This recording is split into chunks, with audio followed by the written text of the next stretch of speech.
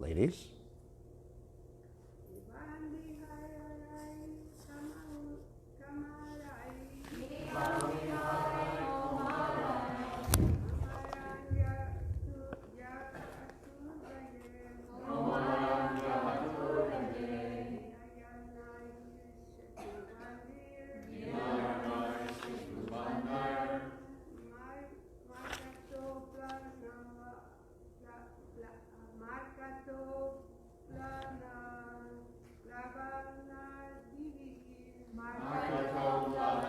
Devi.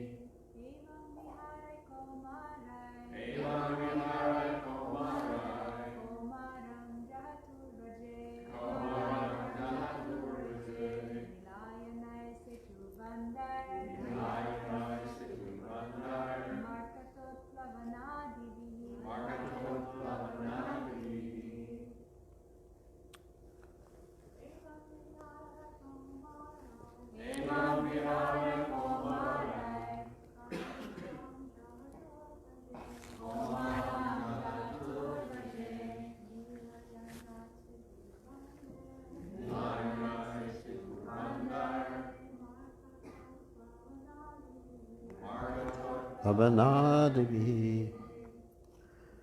Evam. Thus. Viharahai. With pastimes. Komarahai. Of boyhood. Komaram. The childhood age up to 5 years. Jahatahu. They passed. Braje, in the land of Vrindavana.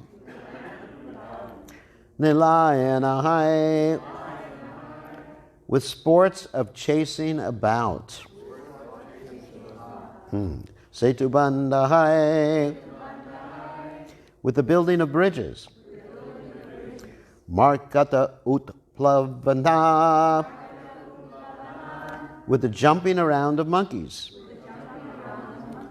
Adabihi, and so on. So translation, in this way the boys spent their childhood in the land of Vrindavana, playing hide and seek, building play bridges, jumping around about like monkeys, and engaging in many other such games. You can repeat. In this way, the boys spent their childhood in the land of Vrindavana, playing hide and go seek, building play bridges, jumping about like monkeys, and engaging in many other such games. So, purport by the servants of His Divine Grace Srila Prabhupada. According to Srila Sanatana Goswami, the word Malay and Ahoy refers to games such as hide and go seek or cops and robbers or dacoits. Sometimes the boys would jump around like the monkeys in Lord Ramchandra's army and then enact the building of the bridge to Sri Lanka by constructing play bridges in lakes or ponds. Sometimes the boys would imitate the pastime of churning the ocean of milk, and sometimes they would play catch with balls. We can find full pleasure in the spiritual world with the simple condition that everything be performed in pure love of Godhead, Krishna consciousness. Thus end the purports of the humble servants of His Divine Grace, A.C. Bhaktivedanta Swami Prabhupada, to the 10th canto, 14th chapter of the Srimad Bhagavatam, entitled Brahma's Prayers to Lord Krishna. So, Evam vihare komarai komaram jahatur brje Ilayanai setu bandar markatot plavanadibihi. So, Omagana Mirandasha Gananshana Shlakaya Chakshur Miditam Yena Tasmai Shri Gurve Namaha. So these different pastimes the coward boys performed prove, along with some other pastimes I'm going to tell in a few seconds, prove that Krishna is the Supreme Personality of Godhead, and his activities as other incarnations are done by the same person, but in different manifestations. Ete chunks the kalak pumsa Krishna's to Bhagavan Swayam. So Krishna is Bhagavan Swayam. So in the appearance of Krishna, you find Krishna playing, even when he appears in Vrindavan, playing his different pastimes in different, as different avatars or different incarnations. But you don't find, on the other hand, the different incarnations playing the pastimes of Krishna. In other words, there's no instance of Lord Nrsingadev playing with his flute and making believe he was Krishna. Or Lord Ram making believe he was Krishna and dancing with gopis. Or Lord Varaha. Anyway, you get the idea. So, but you have Krishna manifesting his different pastimes as in his various incarnations. And one pastime that comes to mind is quite interesting. It's in a place called Kamyavan in Braj. Kamyavan means the forest of desire. That's actually where Vrindadevi is. It's interesting that when, before I tell this story, when the Muslims attacked Braj, first they took the deities to protect them to the Radhakund area, and then after that they took them further west to Jaipur, Udaipur, and other places. And they tried to move Vrindadevi out of Braj, but she wouldn't move. She stayed in Kamyavan. So anyway, so in this Kamyavan, there's a lake called the Setu Banda Kund. Anyone's heard this story before? No. Anyway. Some of you may have heard part of the story. But it's called Setu Banda Kund, right, which is right part of Kamyavan. And then there's actually a a bridge across the Kund that's made with rocks.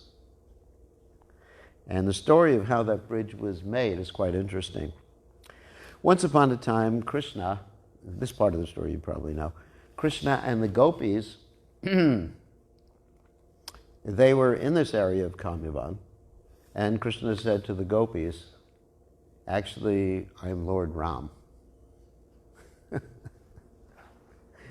And the gopis said, that's ridiculous.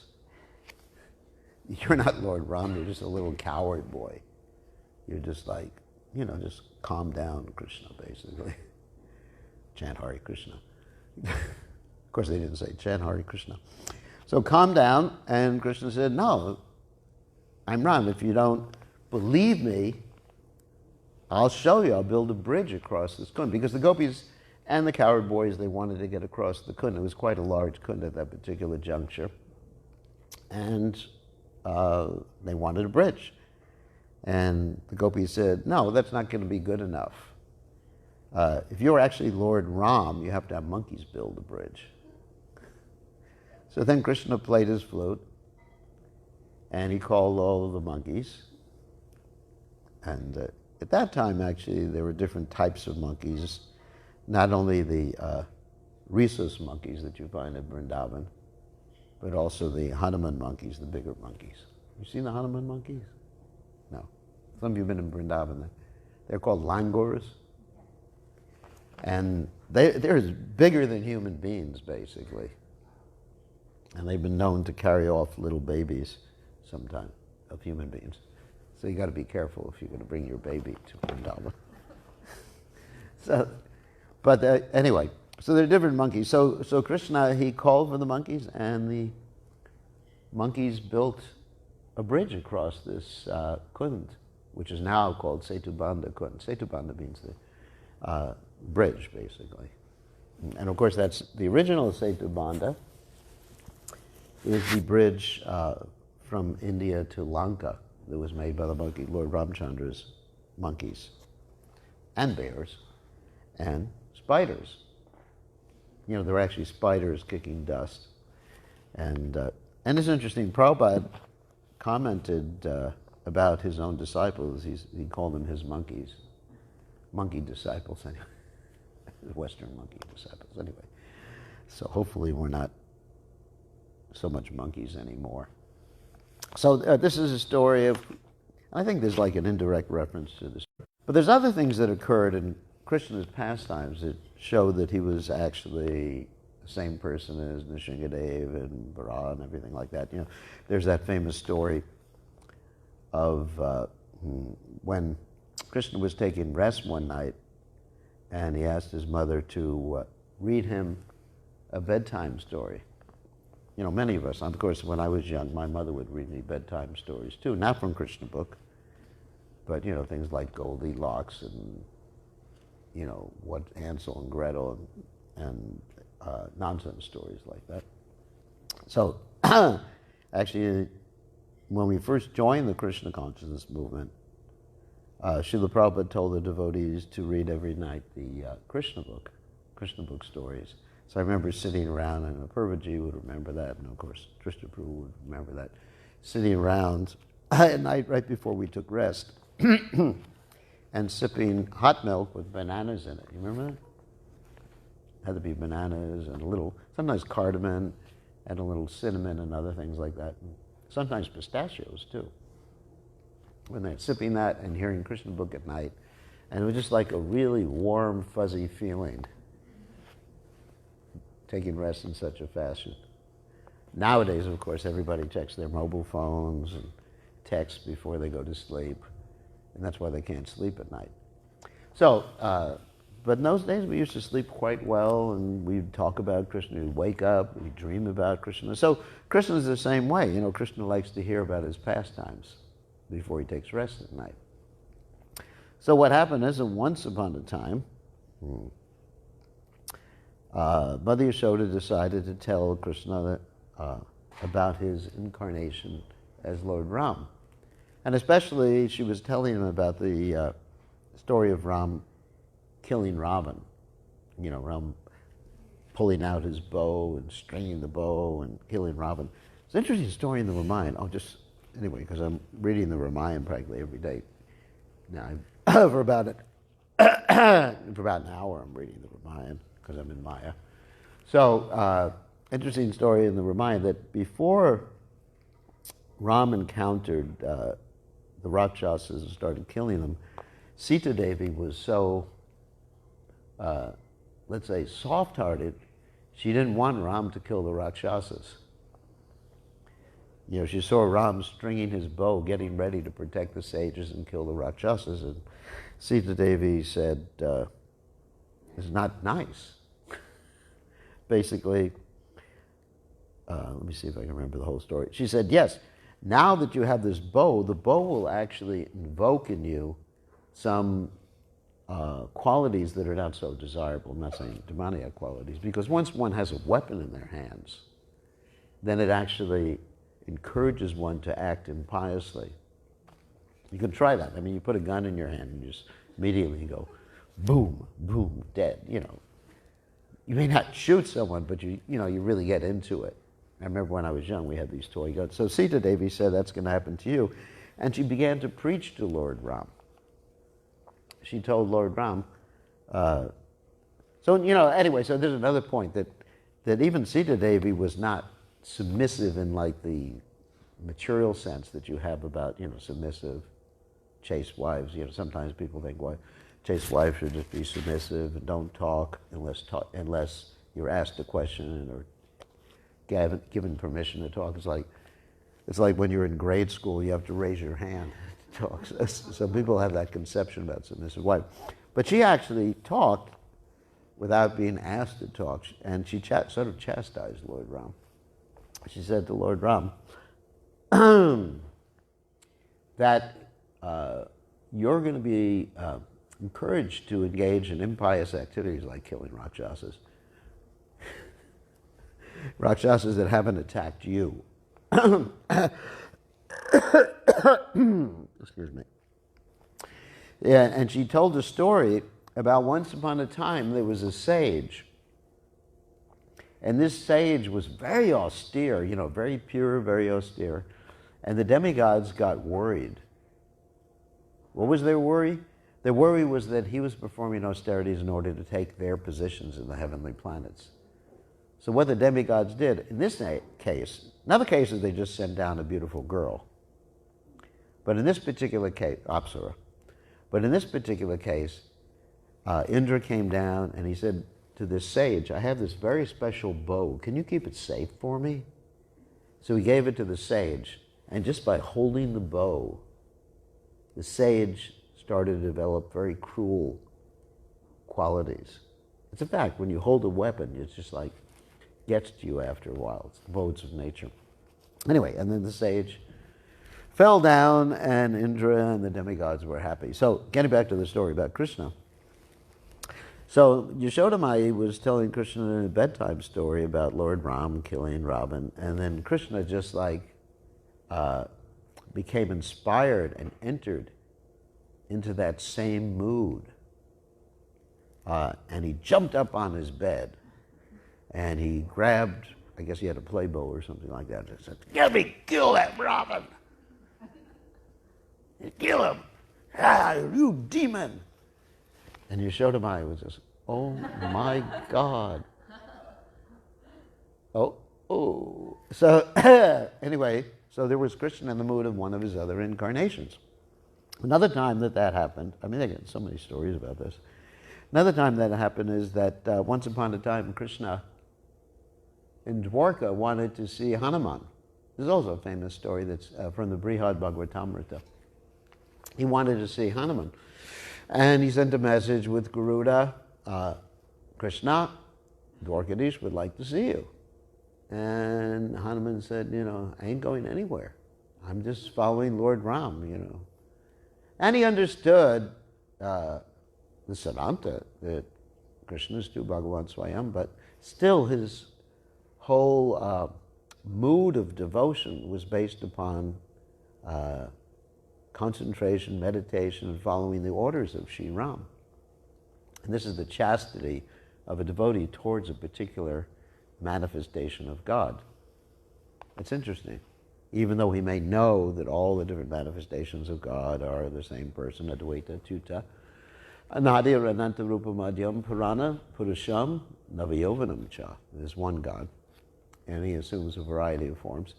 So Garuda went, and Hanuman said, I ain't going. Go back, big bird. And Garuda said, no, you're coming with me. And Hanuman sort of flicked his tail, and Garuda went flying head over tails back to Krishna and Dwarka. And then what happened is that, of course, this was also planned to make Garuda humble. Sometimes he's thinking, without me, Krishna can't go anywhere. Krishna's dependent on me. Sometimes he has this. It's a pastime. He's a pure devotee. He has this ahankara. It's not really ahankara, but it's a manifestation under Yogamaya. So then Krishna said to Garuda that, tell Hanuman that, who's that?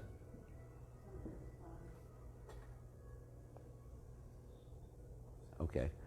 Tell Hanuman that Sita and Ram want to see him.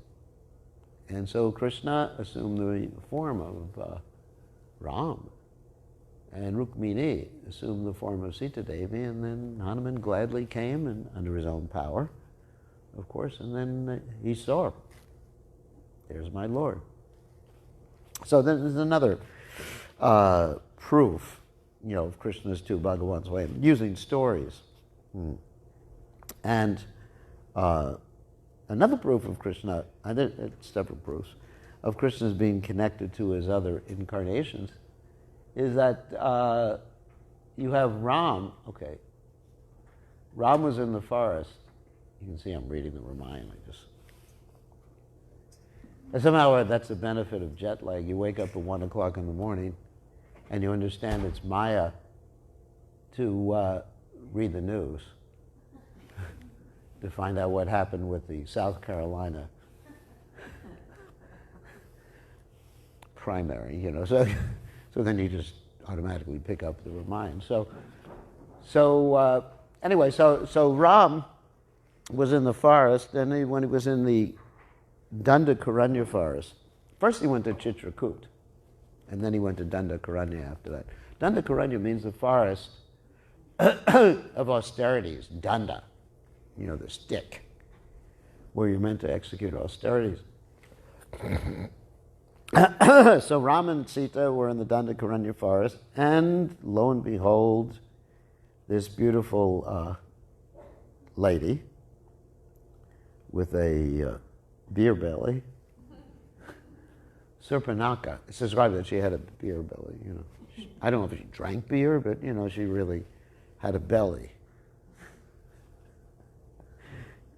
That's why later on, Lakshman said to Surpanaka that Ram will soon forget his sunken waist wife, you know. You know, because Sita, she was Sumajyama. Sumajyama means good middle.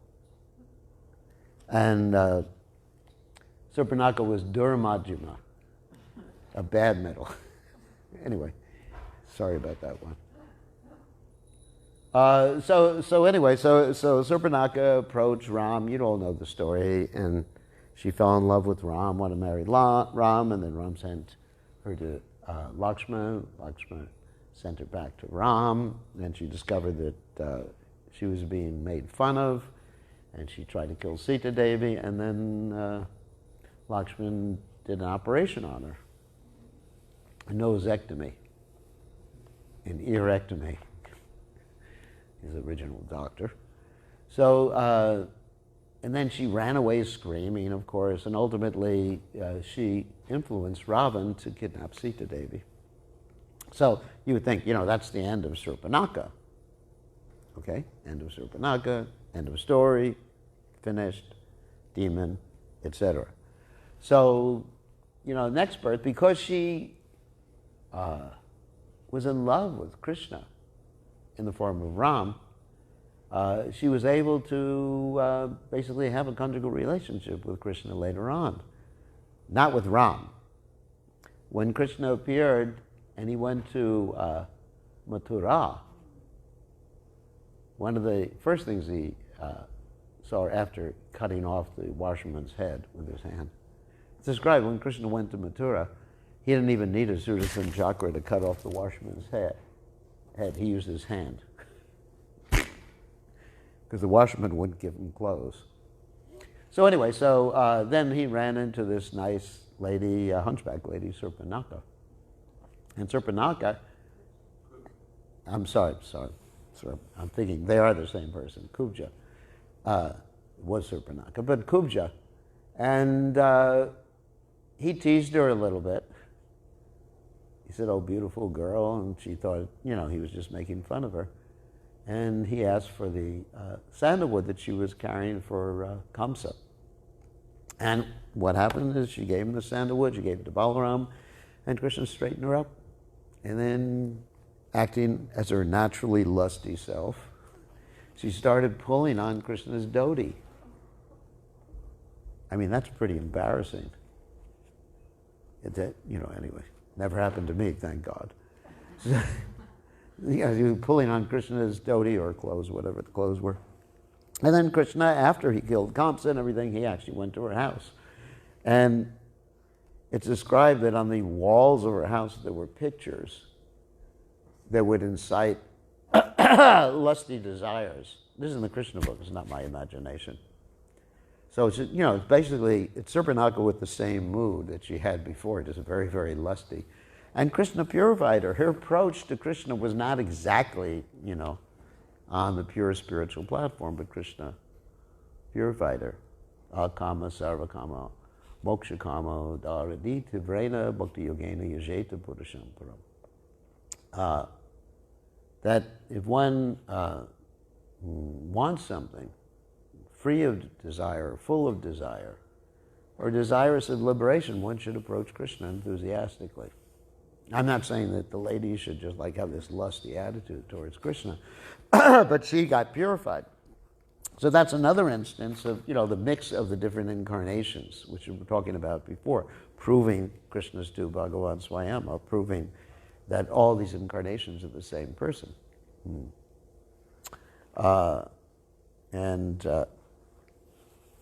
Anyway, there's many other stories about this. Oh, of course, there's the story of Putana. Okay, that's the final story.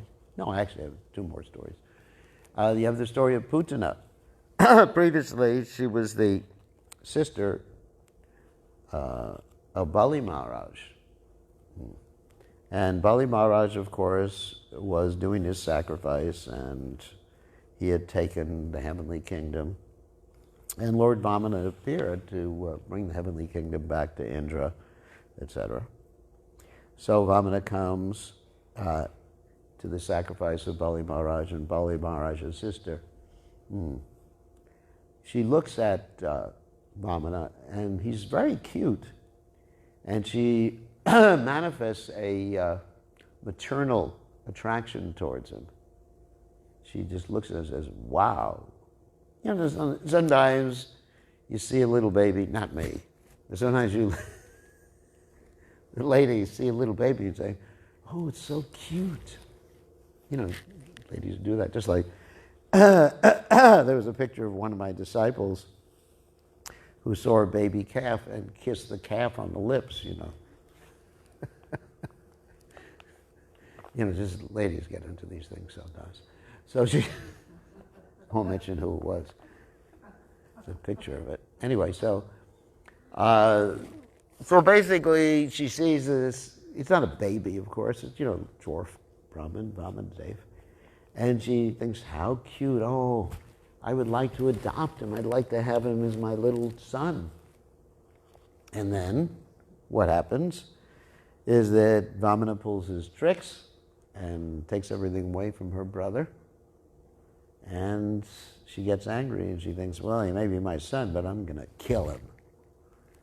So fast forward, next birth, she appears as little Putana. Putana, the lady with poison on her breast. And she tries to kill Krishna, but Krishna kills her, obviously, sucking the life air and the poison out from her. But Krishna accepts the motherly affection that she has too. It's like a mixed thing, So Krishna purifies. That's really called dovetailing one's attachments. Or Yata Sukriti or something like that. You dovetail your hate towards God. So Krishna purifies her and he accepts her, and then she goes back to God, which is different than practically all the other demons who entered into the Brahmana effulgence and, eventually came back as God knows what. But she goes back to Godhead. Wow. Amazing. And then, actually, maybe the final story I'll tell is the story in Lord Nityananda's pastimes. When Lord Nityananda was a little boy, then he used to generally play the pastimes of Krishna and Ram, especially the Ram pastime that he was playing is mentioned in the Chaitanya Mangal and Chaitanya Bhagavat, that he entered into the mood of Lakshman to such an extent that when the Shakti Shila weapon was fired, actually it was, in the Ramayana it mentions it was fired by Indrajit, not by Ravan. And in the Chaitanya Mangal, Chaitanya Bhagavat, it mentions that Ravana fired it. But anyway, whatever it was. So when the Shakti Shila weapon was fired, then Lakshman was knocked unconscious or practically dead. Of course, Lakshman has a spiritual body. He's the Supreme Personality of Godhead. We understand that. The Chaturvyu expansions, Ram, Lakshman, Bharat, Shatrughna. So he was knocked unconscious, and everybody tried to bring him back into consciousness, and he would not come back into consciousness until another boy who had been instructed to play the part of Hanuman made believe that he was flying to the mountain and get the Mritu Sanjivani. And so he came back and he put it under, I guess he used some grass or something like that, and he put it under Lord Nityananda's nose, and Lord Nityananda came back into external consciousness. So you'll find a lot of these different stories of these mixtures of the Lord's expansions and the Lord's pastimes in various incarnations. And this pretty much proves that there's one God, and he just acts in different ways according to the circumstances, and he is the enjoyer of ras. That's why one of the names of Krishna is Rasa Raj. Ras means the different tastes. Not only the tastes of the 5 primary rasas, like the Shanta ras, Dasha ras, Sakya ras, Vatsalya ras, Madhurya ras, but also the tastes of these 7 indirect rasas, like anger, chivalry, humor, like that. Isn't it? Ghastliness. Like when you have Parashuram, creating lakes of blood. I mean, you can't get more ghastly than that. I remember one time the doctor was taking a little blood from me, I fainted. So imagine a whole lake of blood. It's pretty disgusting. So you have all these, so Krishna's enjoying all these things. He's the supreme enjoyer, and here, in this particular verse, it's described how Krishna is with his cowherd boy friends, playing about some of his previous pastimes, and just enjoying life in this way. And that's what the spiritual world is like, just enjoyment. So hopefully one day we can go back there and enjoy. But right now, we can enjoy, maybe not building a bridge to Sri Lanka, because Prabhupada said, with a big belly, big monkey, sail on jumping melancholy, you can't do that. But in our own way, we can take part in Lord Chaitanya's pastimes, the Sankirtan pastime of preaching Krishna consciousness. And Prabhupada indicated that the preaching, whether we call it the book distribution, or Krishna West, or Krishna East, or Krishna North, or South, or Southeast, or Southwest, just bringing people to Krishna's lotus feet, that is actually, and Prabhupada's and Lord Chaitanya's lotus feet, that's actually a pastime, and it's a very playful pastime. Those of us who have gone on traveling Sankirtan, like Krishna Prabhu was talking about his traveling Sankirtan days yesterday in the Radha Damodar party. And there were, obviously things that weren't completely spiritual in our minds at that particular point. Because we mentioned that one of the reasons we all stayed on the road was not to come back to the temple where the ladies were. So that's not exactly a spiritual mentality, but still the distribution of literature, the preaching of Krishna consciousness, or when I was traveling, I never traveled with the Radha Damodar party, but I traveled with Hridaya Nanda Maharaj in a party called the Bhagavad Discourse Party. This is before the book, the library party was started. We go around to different places and hold discourses, and in order to get bookings for him to preach, I would actually make up stories like, we had found this yogi in the Himalayas who had not eaten and who for like 10 years, and he knew how to levitate. And we got pretty big honorariums. He would always ask me, what are we going to do when we show up and they ask me to levitate? I said, don't worry, and they never did. So, I mean, all that is part of Lord Chaitanya's pastime. Prabhupada preaching is part of Lord Chaitanya and Krishna's pastime. So we can actually be part of this and enjoy spiritual life in this way. So any questions or comments? We got 2 more minutes. So I'll make a statement. I know Jesus told the people back then, he told the public, Jesus told the public that you can do what I can do. You're no different. Yeah, he said, yes, if someone says they're following me, I'm just paraphrasing, they have to do as I'm doing. Yeah. That's like you said, this gentleman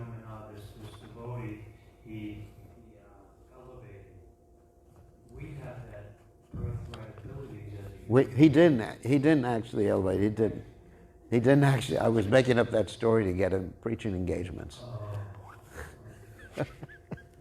I mean, those are the old days where you could say. I know Bruce Lee, he had some very unique techniques, and he was told not to tell the Americans. All right. He was killed because of it. All right. Yeah, well, that's a different So issue. the human species has abilities. Yeah, actually, yogis have many abilities. Like in Radhanath Maharaj's book, you find that he's with the Naga Babas in the forest, and he wakes up one morning to find them all floating in the air. That's pretty shocking. And there is a story of when Prabhupada went to Kumbh Mela. Yeah. And someone said, you want to see my guru, he can walk on water. He said, what do you think? And Prabhupada said, I think it's worth 5 pice. And they were shocked. And then he said, well, because for 5 pice, I can take a boat. Yeah, think about it. The real miracle is I can take the ledges and make them devotees. Yeah, hippies to happies, as Prabhupada said. I mean, that's a real transformation. And of course, Rupa Goswami describes this as like a type of alchemy. By the process of devotional service, just like you could take bell metal and transform it into gold. And actually, Prabhupada told us what the process was to do that. You have to drink mercury and then urinate on it. But you have to be alive in order to do that. So just like an expert alchemist can take bell metal and transform it to gold in the same way, a devotee such as Srila Prabhupada can take the bell metal-like living entities, the dull living entities, and transform them into devotees of Krishna. And so that was Prabhupada's miracle. So anyway, this is a pastime. This Krishna conscious movement is a pastime of Krishna, as long as we remain strict in following Srila Prabhupada. It's not that anything we do is a pastime, but it's when we remain strict and are dedicated to the service of His Divine Grace Srila Prabhupada. This is one of Krishna's pastimes. Okay. On that happy note,